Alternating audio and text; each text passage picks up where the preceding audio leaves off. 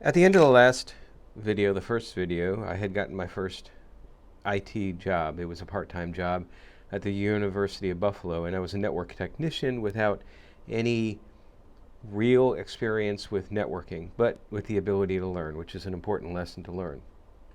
Now, fast forward 30 plus years, and here I am sitting in my office running my own business. But there were a lot of things that happened between that first part-time job and here, and that's what this short video series is about. So after I got the job, started as a network technician, it was kind of a little bit intimidating, but you have to understand also the mindset and the technology of the time. Internet was really new, and it was something that was more related to university communications. I think they called it BitNet back at the time, the connection between the universities. Now, inside the university, we didn't have Ethernet jacks at every location. We didn't have twisted pair Ethernet. It did not exist at the time beyond research at that time. The closest we had for LAN type connections was coax thinnet Ethernet. Very weird way of doing it. You could actually, they had these plugs that you could plug in, and there was a coax that came in and came out. Sort of an attempt to emulate the T connectors that you would see on the back of the old cards that you would put in machines. But that was only for a few areas, computer labs and that sort of thing. The majority of the connections were serial based, and what that means is that they were all hardwired back to somewhere. Usually it's some sort of a controller. We had DCA nodes, we had what they called Xiplex nodes, multiplexers, and we had these IBM 7171 units that remember we used in the library for our card catalog system, the first online card catalog system that the university had that we called Bison. Get it? Buffalo, Bison, that sort of thing. And so one of the first things I learned in networking was how to make cables, but not Ethernet cables, RS-232 cables, the pinouts. What was it? 2 was transmit, 3 was receive, 4 and 5 RTX, CTX, 6 I'm not sure, 7 was ground. Then there were a couple of others that you could possibly do. But generally, that's if you had those in place, you could make it work. And the way we distributed this around campus, we're using phone trunks.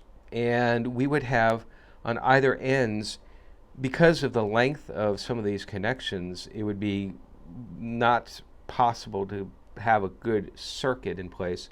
We would use what technically were, I guess, short-range modems, if you will, but we called them line drivers. And they did just that. They drove the signal over the line. So a lot of the early IT experience for me was less in the area of what you would think is IT today and more in the area of telephony, because we were using phone circuits, we were using phone technology, certainly dialing in just by virtue of the name was phone technology. That was how people connected to the university. This was a great job, and I have always recommended since then that if you really want to learn networking, computer networking, work at a university. You get exposed to so many different protocols, so many different use cases, and I was very fortunate to have fallen into this particular opportunity. And plus, it was right on campus, which was wonderful. I learned from some very, very smart people, engineers and technicians that were full-time there, and I made relationships with other student assistants as well that I carry to this day, professional and personal. Wonderful experience, but this wasn't going to be a career for me. I was a mechanical engineering student. I then transitioned into aerospace because the Cold War ended at around the time that I was in. The Berlin Wall came down and all of that. And so there was suddenly a much less demand for aerospace engineers. I decided to go into the mechanical engineering field. Instead of, because they're very close as far as like, instead of designing airplane and aircraft components, you're still using mechanical engineering principles to design stuff. And I enjoyed that very much. I certainly, in addition to what I was learning on the computer side, most of my computer experience, again, would be more towards understanding and learning how to use Fortran 77, not for programming, for making programs, but for doing very precise calculations. That's what Fortran was for. It's an engineering program. AutoCAD and other CAD types of software. Usually these were not running on PCs, if you will, because back then the personal desktops were very, very archaic. You're talking 386s, 486s at that point in time. Windows was not really becoming a thing yet. You had WYSIWYG, what you see is what you get for some programs like Lotus 123, Lotus Notes. Don't know if anybody remembers that. But most of my time was spent in computer labs on CAD machines, and also in the labs that had the dumb terminals that would connect to the Xyplex servers, the DCA, those multiplexers. And I enjoyed that very much. And so here was a great situation for me in college, working on campus. Didn't really earn much, probably could have earned more at Burger King, but I learned a lot as far as experience goes. I did work at Burger King too. I've worked at several Burger Kings. I worked to basically put myself through school. I always had some 1, 2, 3 jobs going on. But when it came time, my last year, it was delayed a little bit because of the war in the Gulf. Desert Shield, Desert Storm went over there and did the aircraft mechanic stuff in the Air Force that I mentioned before. And so what was normally a 5-year degree for engineering, I ended up chronologically doing 7 years, because that included a year from the war, half a year for basic training, and then my first semester I had contracted pneumonia, and so I had to restart my first semester. But finally I got to senior year, and I had my senior year internship. You had to have an internship.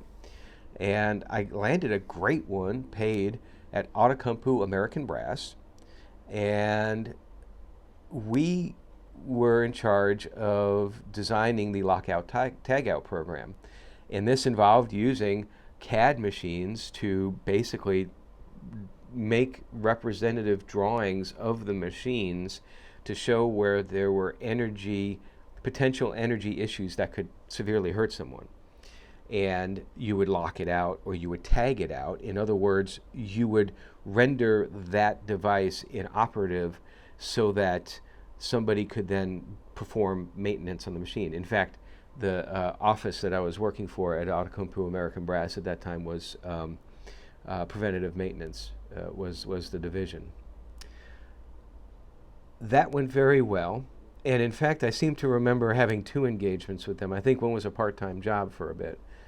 When it came time to, it was because the internship ended, but we still had more work to do on the lockout tagout, and they wanted to keep us, myself and 2 other intern students, working on the project, because we were doing such a great job.